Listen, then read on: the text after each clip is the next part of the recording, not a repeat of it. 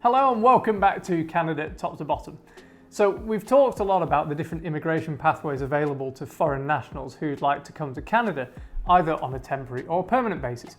Each program has its own criteria and guidelines, whether that's related to education, skills or work experience, for example. However, one thing that every Canadian immigration study or work program has in common is that to be able to enter Canada, you must not be inadmissible. This is applicable for visitors too, even if you're just hopping over the border from the States for a couple of days. A person can be inadmissible to Canada for a variety of reasons, such as an ongoing health issue, financial reasons, or misrepresentation, for example, providing false information in an application. But by far the most common reason why a person is found to be inadmissible is through having a previous criminal conviction. This is why you are asked to provide police certificates for every country you have lived in for more than 6 months as an adult. If you are found to be inadmissible to Canada, you will be denied a work or study permit, your application for permanent residence will be rejected, and you won't even be able to come as a visitor. So, does this mean the end of the road for your application to come to Canada? Not necessarily. Depending on the severity of the crime and how long ago you were convicted, and how you've behaved since, there may be ways to overcome a criminal record, which is what we're going to talk about today. Of course, every single case of past criminality is individual, so no two cases will be the same. So there is no quick fix for overcoming inadmissibility, but we'll give you an overview of the options available to help you move on from any prior convictions, where to start, how to apply, and how much it will cost. We'll talk about 4 different possibilities: being deemed rehabilitated, applying for rehabilitation, applying for a record suspension, or applying for a temporary resident permit. The way a criminal conviction is viewed is by comparing it to how it would be punished if it had happened in Canada. So you may have been convicted of something in your home country, which is viewed as only a minor misdemeanor in that country, but which is punished much more severely in Canada. For example, if you were simply punished by community service and a fine in your home country, but the maximum penalty for the same offence in Canada would be 5 years in prison, you will be treated as if you had committed the crime in Canada. Offences are classified as either indictable or summary offences. A rough guide to the difference between summary and indictable offences is that a summary offence is a minor offence, sometimes known as a petty crime, and generally less serious both in terms of the type of crime and the sentence or penalty. Whereas an indictable offence is a more serious crime with more serious punishment. To begin with, if you were convicted of a single summary offence, this is not seen as a major obstacle to entering Canada, and it does not have a period of inadmissibility. You will not be inadmissible to Canada and will therefore not need to apply for any kind of rehabilitation. But be aware that there are very few criminal convictions which are seen as single summary offences, most are classed as more serious. So you will need to find out what your conviction would be classified as if it had been committed in Canada.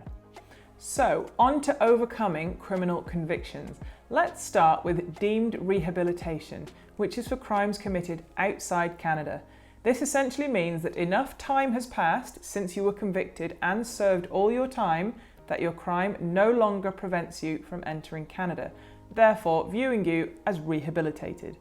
Whether you will be deemed rehabilitated depends on the crime itself, how much time has passed since you completed all your sentences, and whether you have committed any crimes since. Your ability for rehabilitation will be based on the maximum punishment for the equivalent crime committed in Canada.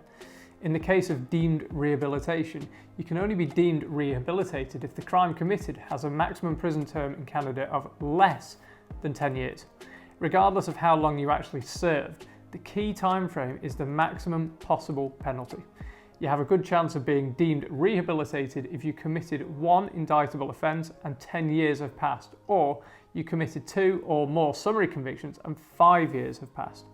If you are convicted of a crime with a maximum imprisonment of 10 years or more, you are never deemed rehabilitated. You do not have to apply to be deemed rehabilitated, but you still have to declare any prior criminal convictions on an application to enter Canada. To avoid being turned away at the border, you should be 100% sure that you do qualify for deemed rehabilitation before travelling. You are strongly encouraged to complete an assessment form prior to travelling to find out whether you are eligible. The assessment is free, and even if you are found to be inadmissible, you will be given alternative options for entering Canada.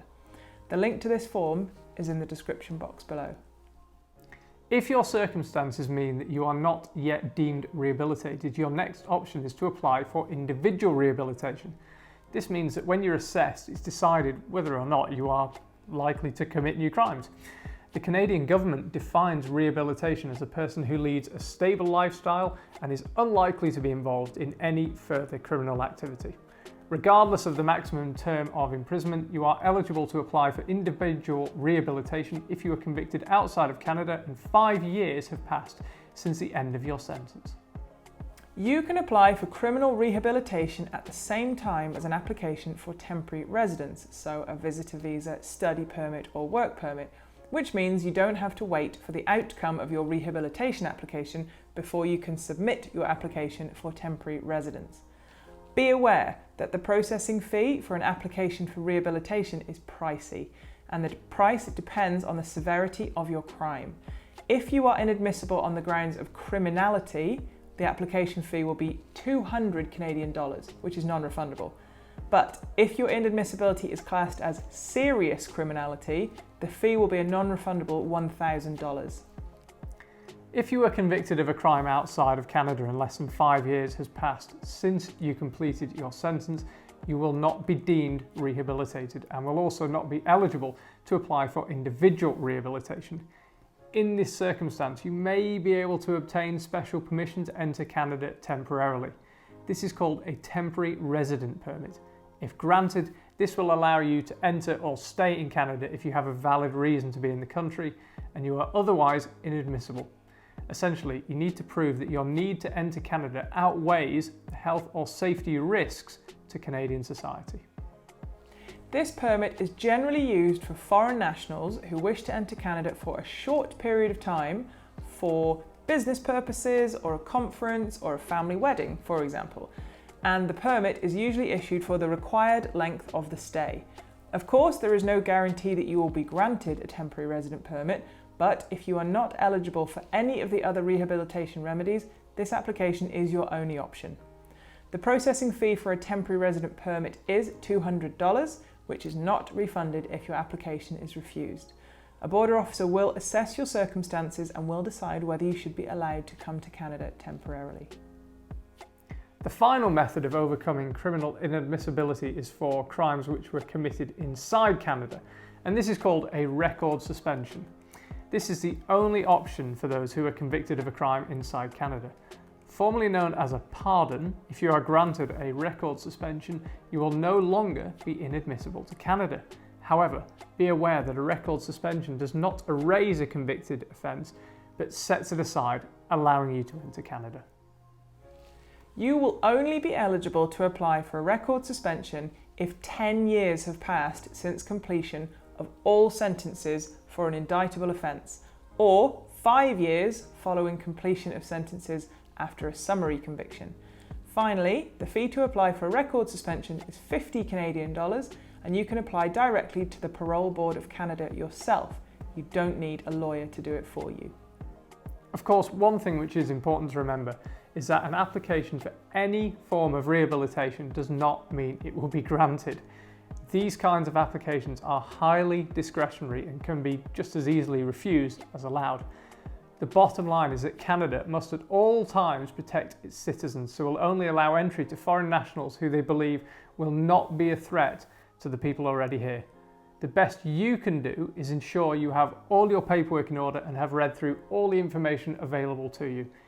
If you can provide solid proof that you are not a threat and can convince a Border Services officer that the reasons for you entering Canada outweigh the potential problems, you will be allowed into Canada. Okay, so that's all for today. All hope is not lost if you made some bad choices in your former years, and rest assured Canada is not looking to ban you forever because you made a mistake when you were 21. And even if your crime was more recent, there may be ways to get around it if you need to come to Canada in the meantime for a specific reason. There are a number of ways to overcome a criminal conviction, so we hope this has given you a good starting point. Let us know in the comments if you have experience with overcoming a criminal conviction, and don't forget to subscribe if you're enjoying our content. See you next time.